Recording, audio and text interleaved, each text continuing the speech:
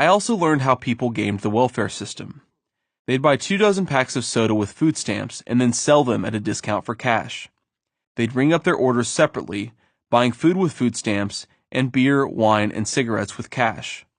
They'd regularly go through the checkout line speaking on their cell phones. I could never understood why our lives felt like such a struggle, while those living off of government largesse enjoyed trinkets that I only dreamed about. Mamaw listened intently to my experiences at Dillman's. We began to view much of our fellow working class with mistrust. Most of us were struggling to get by, but we made do, worked hard, and hoped for a better life. But a large minority was content to live off the dole. Every 2 weeks, I'd get a small paycheck and notice the line where federal and state income taxes were deducted from my wages. At least as often, our drug addict neighbor would buy T-bone steaks, which I was too poor to buy for myself but was forced by Uncle Sam to buy for someone else.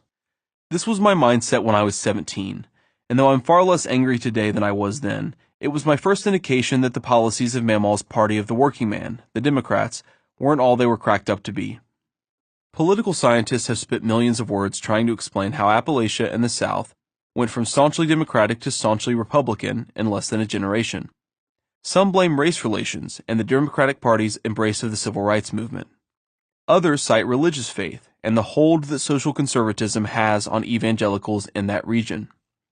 A big part of the explanation lies in the fact that many in the white working class saw precisely what I did working at Dillman's.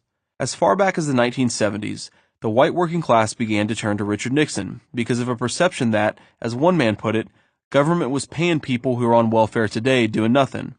They're laughing at our society. And we're all hard-working people, and we're getting laughed at for working every day.